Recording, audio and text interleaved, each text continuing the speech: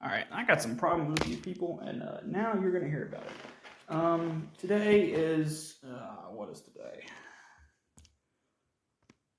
July 8th, exactly 2 p.m. I happen to live in a town that has the worst traffic system on earth. I don't know if this is just, the way things are not elsewhere, but I've never come across a traffic system like, stoplights and things, and where stoplights are placed, and what kind of intersections are where. I've never come across a place where a whole line of Main Street traffic has to stop for one other person at an intersection. That just blows my mind. There should not be a stoplight there, obviously. That should be self-explanatory. I guess what I'm trying to say is that the place that I live, the traffic system is overdeveloped for not enough people. And I get that it's a university town, but even when school's in session, there's not enough people for 30 stoplights on Main Street. There's just not enough people for that. And it also doesn't help that either one, it's a very, whatever system they use to run the traffic system is garbage. Either one, they don't keep up with it, or two, or a combination of both, or whatever, it's just not that good to begin with. Because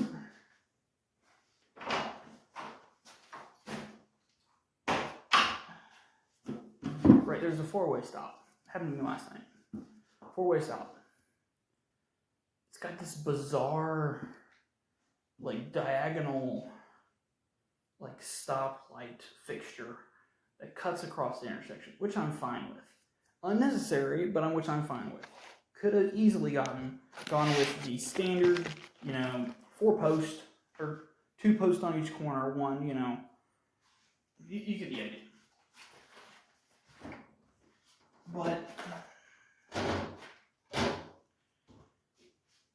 instead, there's that diagonal piece of shit, and 3 cars are stopped at each, thing on each side, 3 of the 4 sides, and there's a green light, which obviously means go, but apparently not in this case, because I am turning left, and then there's a car across from me in the other lane coming in the direction from where I was going, but not turning. Am I supposed to yield for that? Or are they supposed to yield for me? But obviously, there's no sign. There's no sign for, when left turn, yield on green. No, it's just a green light.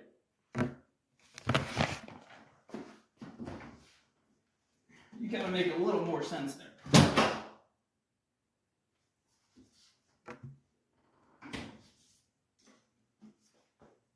Anyway, my door just closed because the shit just fell on it. Scared the fuck out of me. Don't even get me started on the pedestrian problem. It's summer, alright? School's not in session, obviously. But this group of ladies are leaving a adult establishment on a shortcut on my way to Walmart. It's a bar, obviously. It's not not like that. It's not that kind of place. Anyway.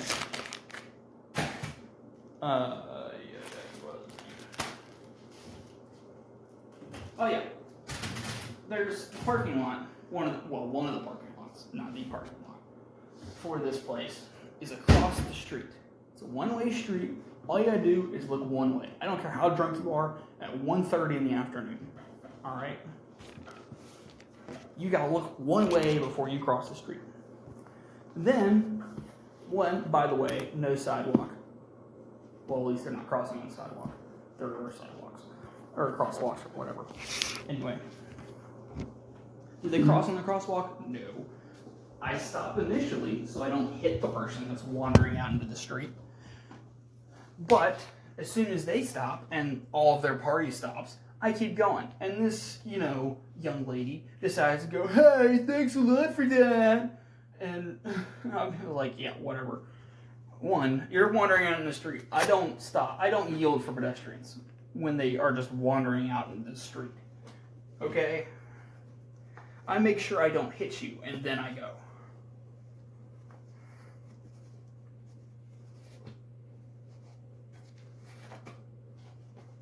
But anyway, on with today's regularly scheduled program. On my rant on Sands, not Sands. My rant on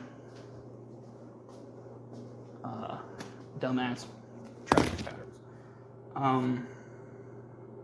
Go with dishwasher. It's getting kind of filthy. Anyway, what are we gonna talk about today? I have no idea. I just started recording. I think a girl sent me new today. I don't know. She sent me a double snap, so whatever that means.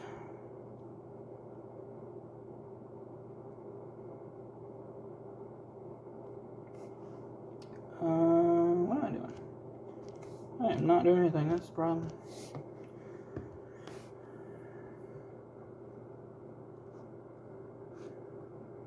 And all I did to her was send a daily streak of me in front of my television wearing no shirt and a beanbag. Hey man, whatever she takes from that is her business, not mine. Where are my idealists? General thoughts, there we go. Since I'm doing things right now, I'm not going to do the World Alliance map because I need to bring that up on my computer. Go over that like that, so I'm busy. So, we're going to go with the second to last issue on the docket that I created a couple weeks ago. And it's issues of rigor in the scientific community, especially in the public eye.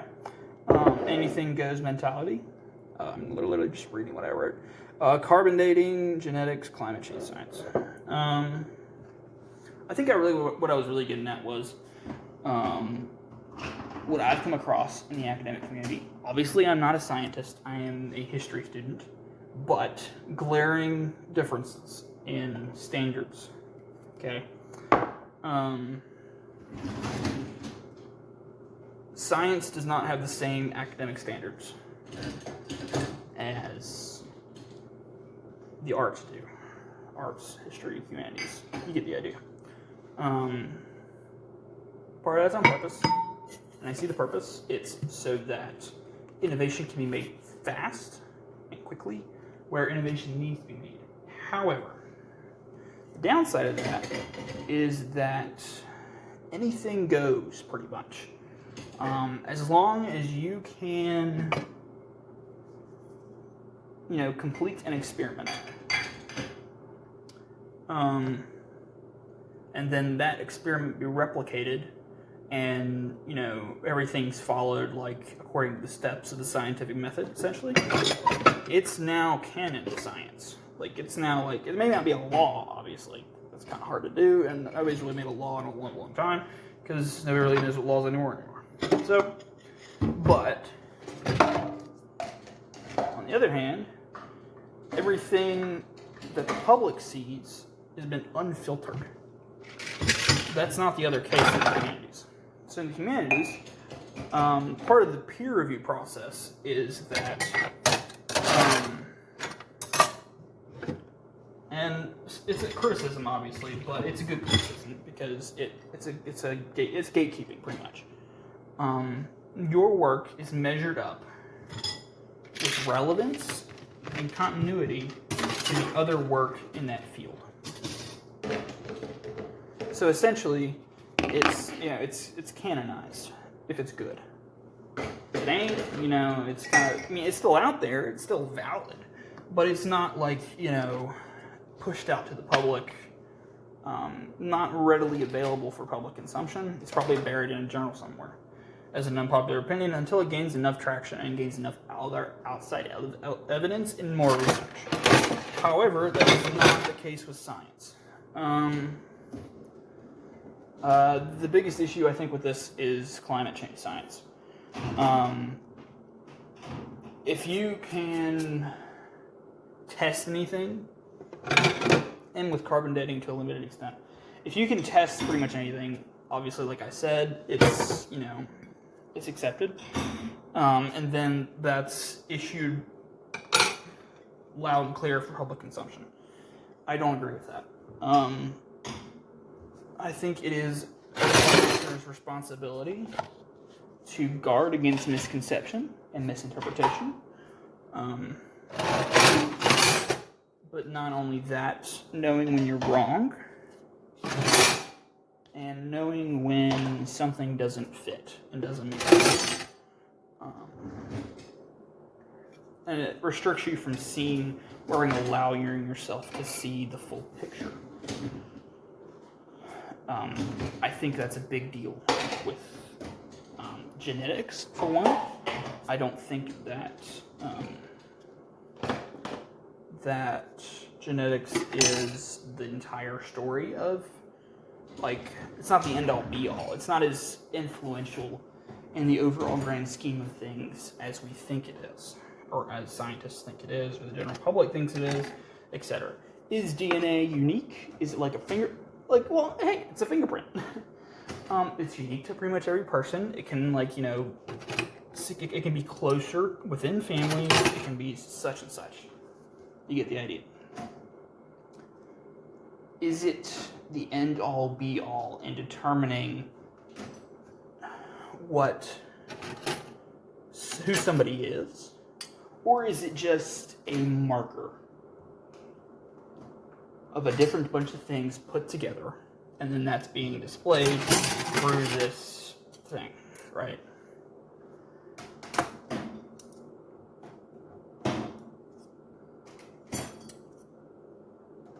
So, a big example of this is tracing back evolution through DNA.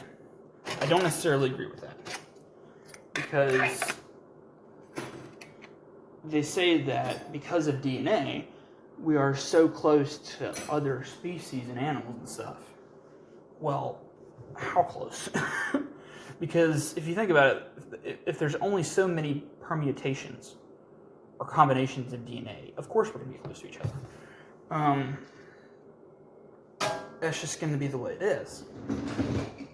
So, is that really special? Is that really a thing that needs to be pointed to? To say, oh, this proves the theory is right. No, not necessarily. And I don't think we get enough of that criticism in science. We say that anything is possible, and really, no, not everything is possible. It can just be, not a happy coincidence, but something in a larger, broader concept of things that we don't fully understand yet. And, obviously, because of ego, many scientists are not willing to admit that, in my opinion, from what I've seen.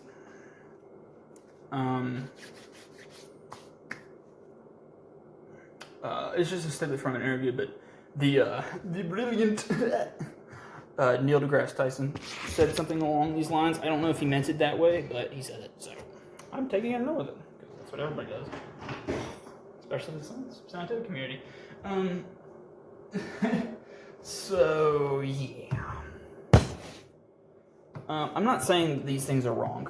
I'm not saying that these things don't exist.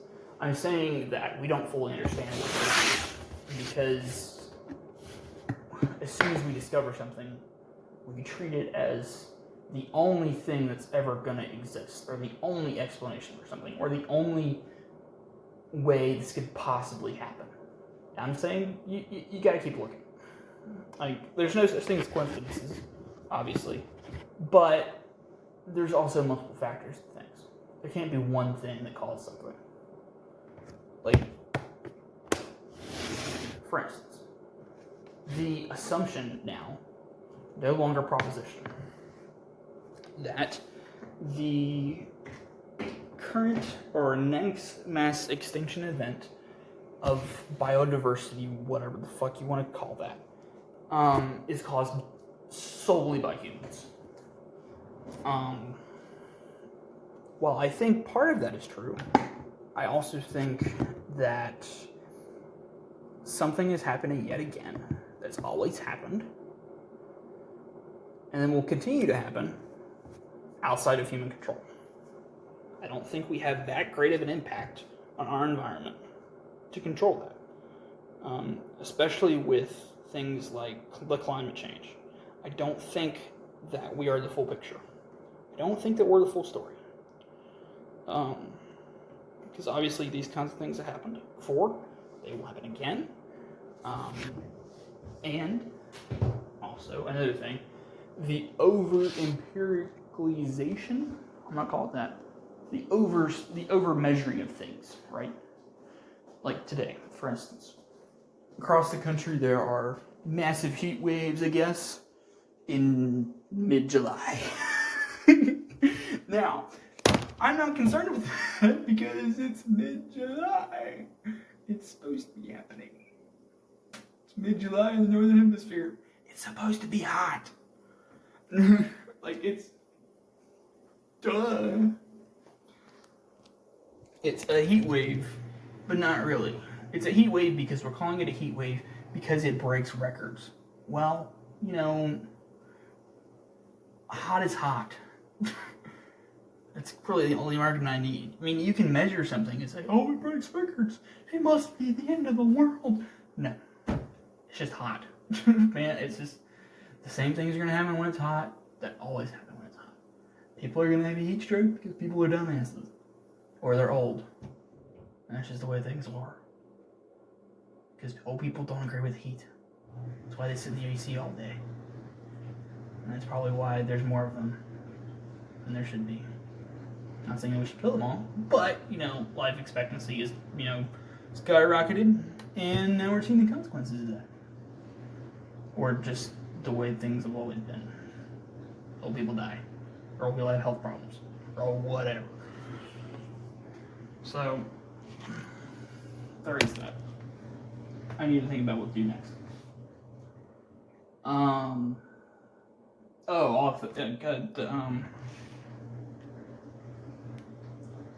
So all those things are connected, but I'm going to rant about each one. So I ranted about climate change a little bit. At the end of the day, I have I've researched nothing into this. I have no little evidence to back this up, but I think climate change will eventually be a good thing. I think that, or good thing, I don't know, good's positive, not negative. Like, obviously, the world is going to radically change.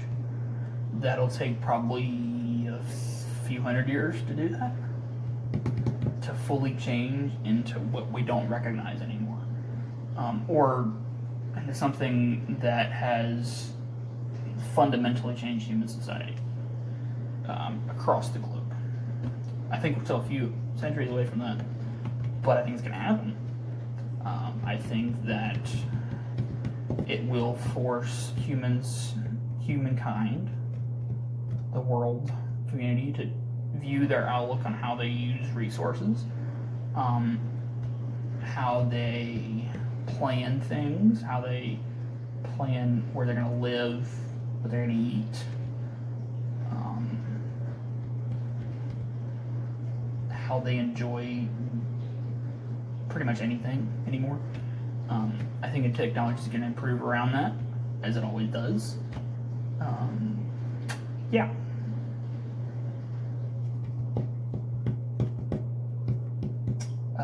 Plan to write a book on that.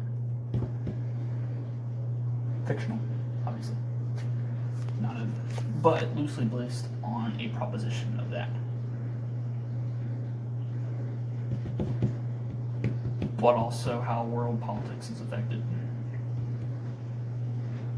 But obviously I won't divulge any of that here because I don't want anybody getting ideas.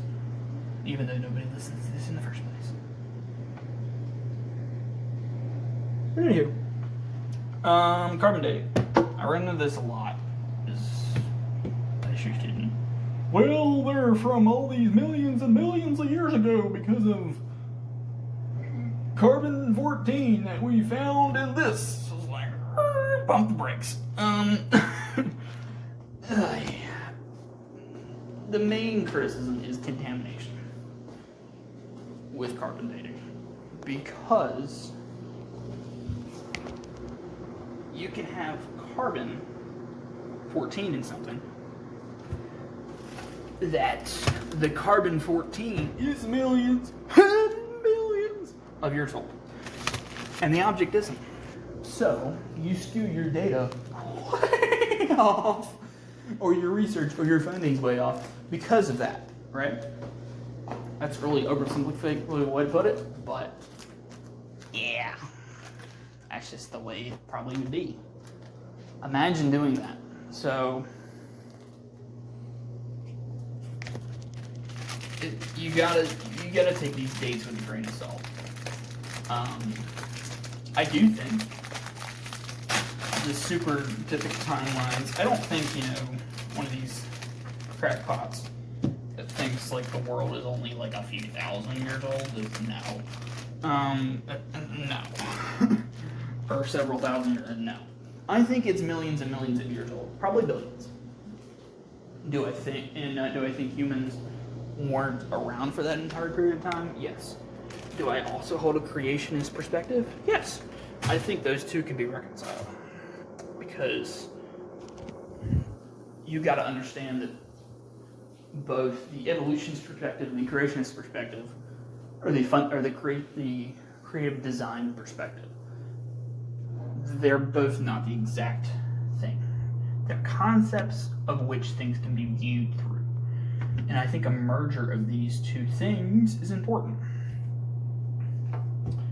Because I don't think that a supreme deity created the world in 7 days.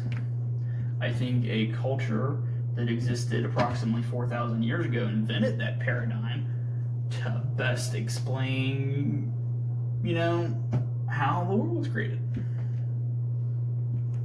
But so far, the evolutionary evidence suggests that pattern, right, of species creation.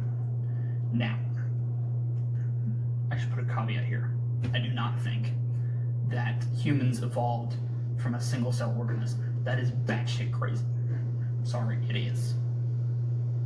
Somebody cannot tell me that without me busting my ass off. Okay? That's just not laughing my ass off. Just no. Sorry, no. It's just no. It's like one of the things like the Rigor thing, right? It's just, you gotta keep these things contained. You gotta put like all these caveats on the end of things. You should probably not be releasing to the general public. So anyway, what else was I gonna say? Yeah, so carbon dating. I think it's like, I think the concept is right? These things came before these things, maybe. Or they came in this order, or they were caused by this in this order. I think that is a good way of looking at things. Throw out the dates. I don't like, the dates are just, because one, I think they get misinterpreted a lot, because like you put like these giant astronomical numbers on things, people are like, what does that even mean? It gets really confusing really fast. Just say these things happened before these things. These things were caused by these things, probably. Right? Just do that. Don't put these gigantic numbers on the things that people won't understand. And then release that to the public. Don't just like, yeah. I heard you kind of said my thing about genetics, but there was this big thing, I don't know, back in the 90s, I guess, about the racism genetic thing. And it's like, well, yeah. If we're so close in genetic material or DNA or whatever to a bunny rabbit, of course there's not going to be much difference.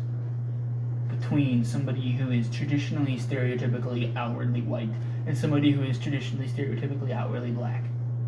Duh. You're not going to find much difference. However, there are certain physical characteristics, this is also the other point I'm getting at, that are unique, prevalent in certain quote-unquote races. We've been over this before. Races of people that are obvious. Not saying that these are disadvantages. We're just saying there's differences. Can we all agree on that? I think we can all agree on that. Whether they're linked to DNA, don't know. Nor do I care for that. But I think we should, exercise caution with linking, saying DNA to everything. And DNA determines everything. And everything determines everything. And everything, you get the idea. So, how many minutes am I up to yet? 25? I think it's a good starting point. I think I made my point. Yeah, sure, why not?